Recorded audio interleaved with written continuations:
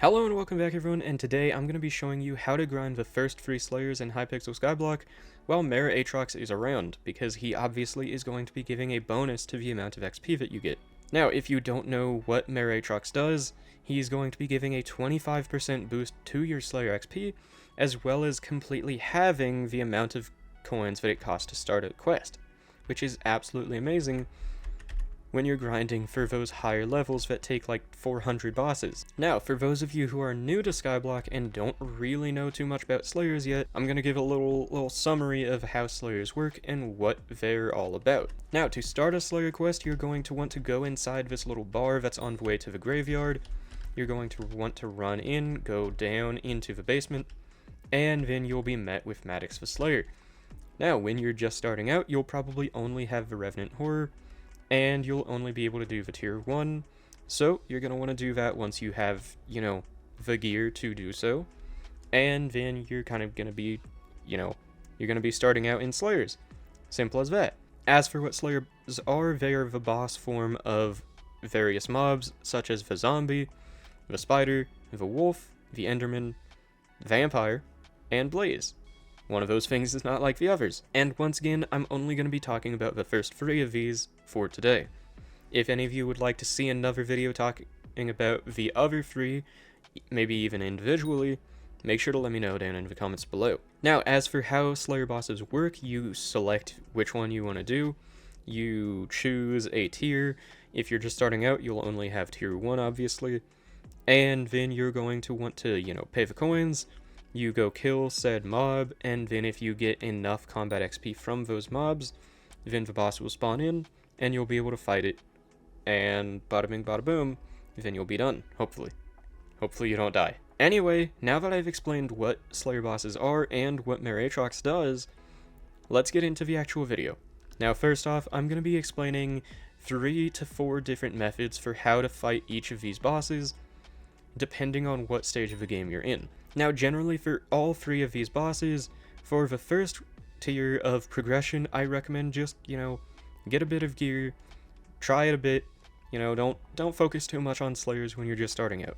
Because really, there's better things to focus on. You need to get, money methods, you need to get more armor, more weapons, all that. Slayers really, at least in my book, shouldn't be the top of your priority list when you're just starting out. But, once again, you obviously should fight the early tiers just to at least get an idea of what you're doing.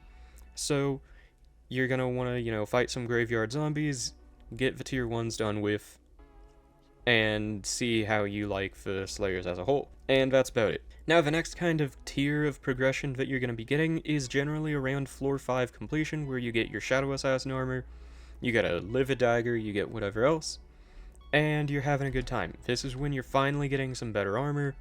We're not going to talk about dragon armor, and this is, once again, this is once you really start to kind of make a difference in your gear. And for this, we're going to be fighting the tier 4. Now, this, with even low tier Shadow Assassin and a low tier Livid Dagger, this one will not be any real problem to you. So, you should be able to do it perfectly fine. Now, there are 2 things that I greatly recommend getting if you have the coins for them. First off being the Wolf Pet. This is going to increase your combat wisdom by up to 30, and if you don't know what combat wisdom is, it basically increases the amount of combat XP that you get from killing different mobs, or really doing anything.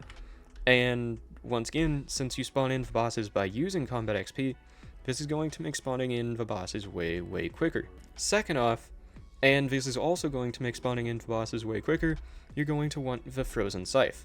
This thing is very simple. It just shoots a beam of ice directly where you aim it, and does a fair amount of damage. Now, it doesn't do an astonishing amount of damage or anything. It does, let's see again. Okay, the particles are kind of messing it up, but I think that said 8,000, which is nothing to write home about. It's nothing incredible, but it will be enough without any struggle at all. Now, once you are ready, you're going to want to go down into the crypt.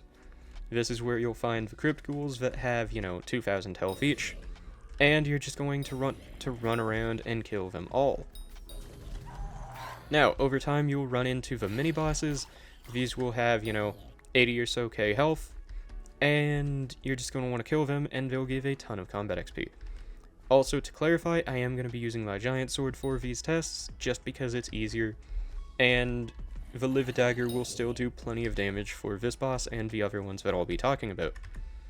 It just is a lot quicker if I use the giant sword. So now, once you actually spawn the boss in, you're going to just simply fight it. It doesn't do a ton of damage. I am wearing pretty good Shadow Assassin right now, and once again I'm using the giant sword, and I have a good Power Stone active and all that. But the point still stands the exact same. The tier 4 Revenant really is nothing too strong. You should never struggle too much once you get actually good gear. Now, once you do a little bit better, say you get up to that floor 7 completion and all that, you can of course switch to your Necron armor, but in this case we're actually going to be switching to Storm armor, and then we're going to switch to Necron a bit later on.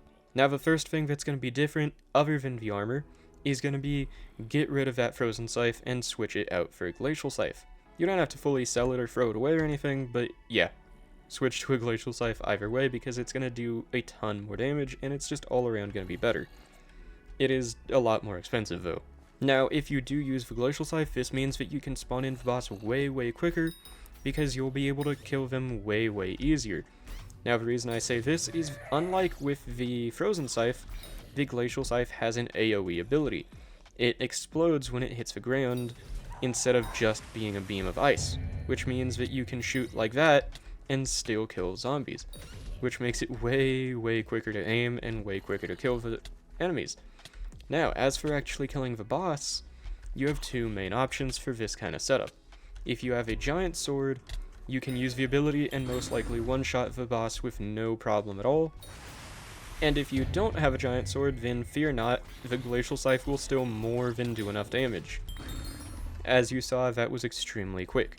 Now the final setup that you'll want for fighting the Revenant boss is actually going to be your normal Berserk set, whatever that may be. In my case, that's going to be my Necron armor and a giant sword. Now alternatively, you might want to use a Reaper Falchion or some Reaper armor, whatever it might be, you know, the normal boss armor and weapon, but a normal Berserk armor and weapon will do perfectly fine as well. Now the reason we're going to be completely switching off of the mage armor next time, or for this one, is actually because we're going to be fighting a tier 5 Revenant, which is completely immune to magic damage. So your Glacial Scythe and your giant sword ability will do absolutely nothing. Now as for spawning it in though, you can still of course use your Glacial Scythe. Everything's going to be the exact same. If you can hit your shots, you're just going to run around killing everything. Now one thing to watch out for these is actually going to be the mini bosses for this boss, considering that these will be comparable to other full-on bosses in terms of strength. For example, this one has, I believe, 550 or so K health, and it'll be pretty fast and run around like a madman. And believe it or not, that there was the weaker of the two mini-bosses that can come before the actual boss spawns in.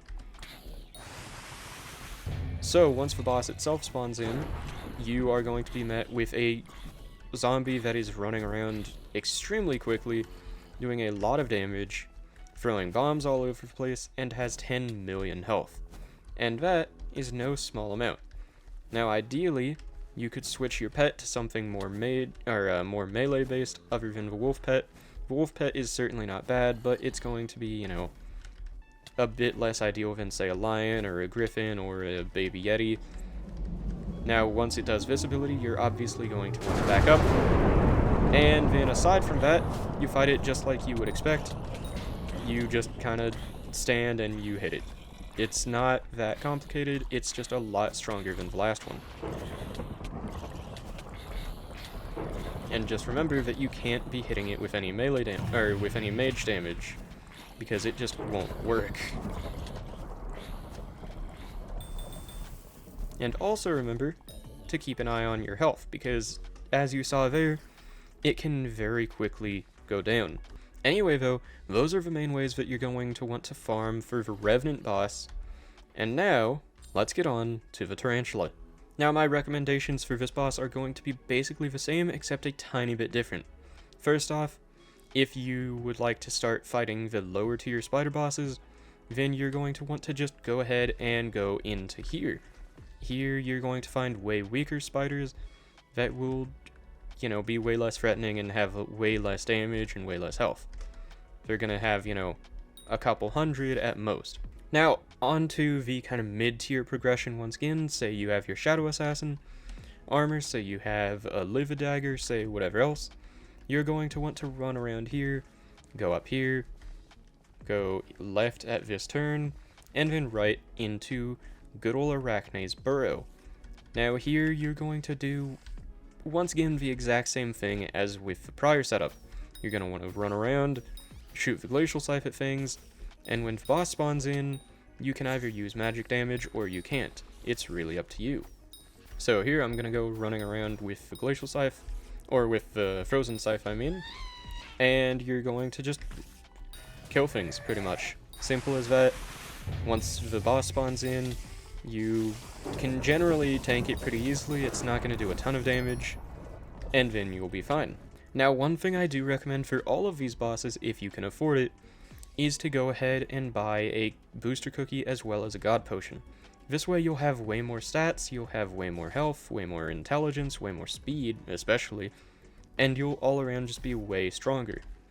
Now, if you can't afford the booster cookie, then don't go for the god potion, because if you die, then you lose the god potion, and those things are worth like 2 million coins.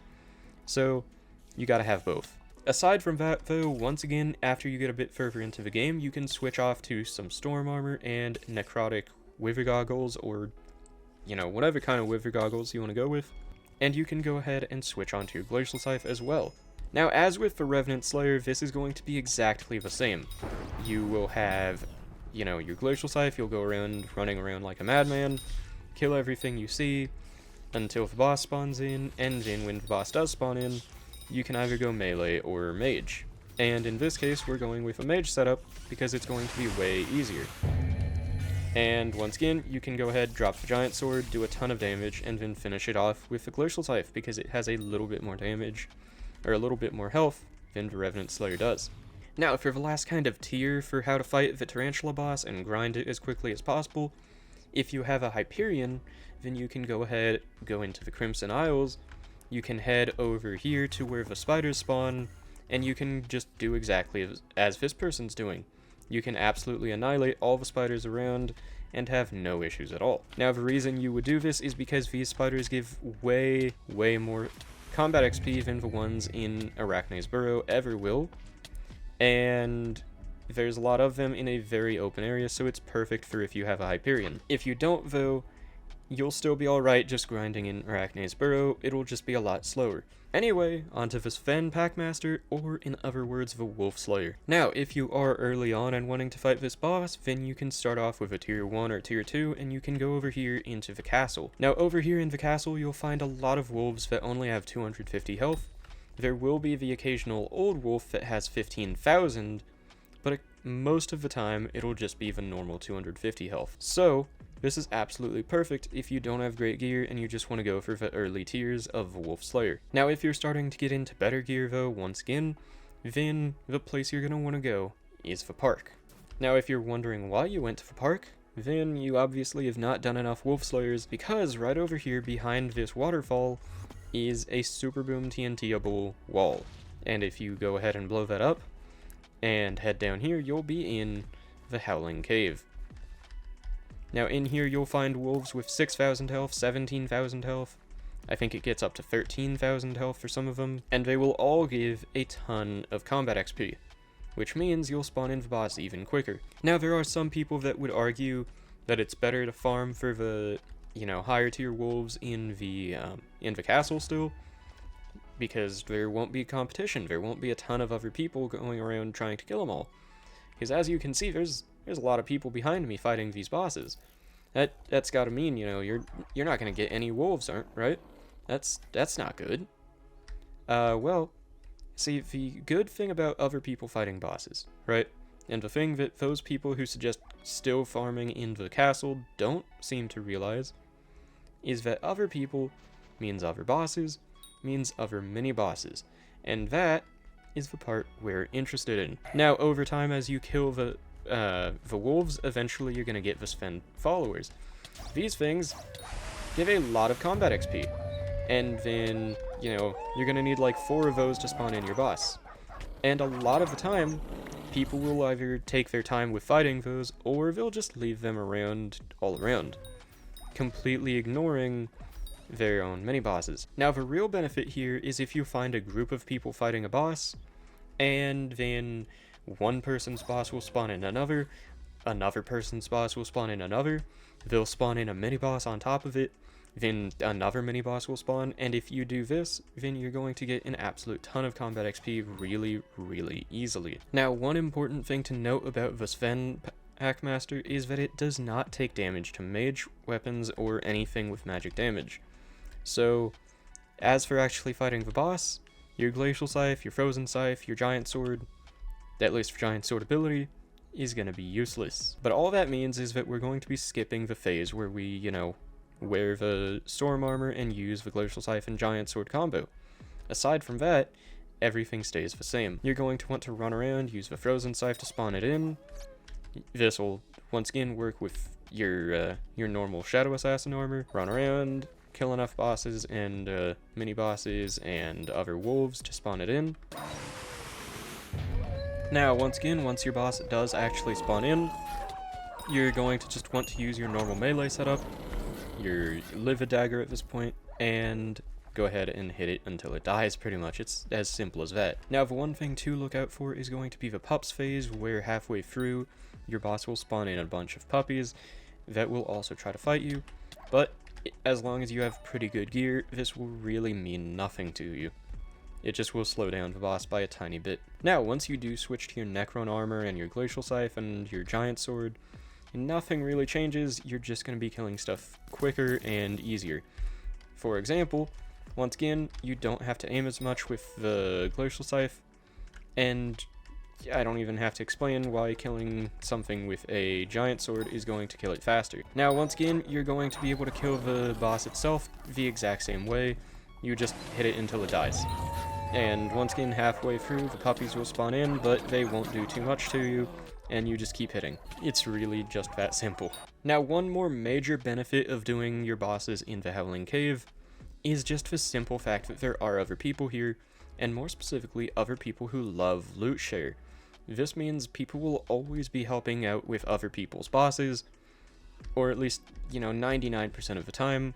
I don't think I've ever gone in here and not seen people helping with another person's boss, because there's a chance of them getting something cool, and it takes half a second, especially with help, so it's not like it's very difficult for them. So if you still struggle a bit with your bosses, this is actually going to be the better place to go compared to just going to the castle, because people will once again always, or at least almost always, help out with other people's bosses. Now, one more thing I did forget to mention is that obviously Necron is not the perfect gear for spawning in bosses, because, really good Crimson armor is going to be better, considering that you could get Magic Find and Veteran 10. But obviously this is going to be extraordinarily expensive. You need Combat 42, you need high level Kudra. It's not really too feasible. But if you do happen to have Crimson armor with the good old Magic Find and Veteran on it, and if you still have not quite figured out Slayers, then that's a perfect little add-on to this video for you. Anyway, that's how to grind the first 3 Slayer bosses while Aatrox is Mayor. If you liked this video at all, if it helped you out at all, then make sure to leave a like down below. It helps out an absolute ton, and it helps out with getting this video to more people who might need it, so make sure to do that. If you have any ideas for other videos to do, other guides to do, if I missed anything, if I missed any setup ideas, or if you have any questions, then make sure to ask them down below in the comments. And last but not least, if you did like the content as a whole, make sure to subscribe for more. It helps out an absolute ton. Make sure to hit the notification bell as well to know when I upload. And yeah, thank you all for watching. Until next time, everyone, and goodbye.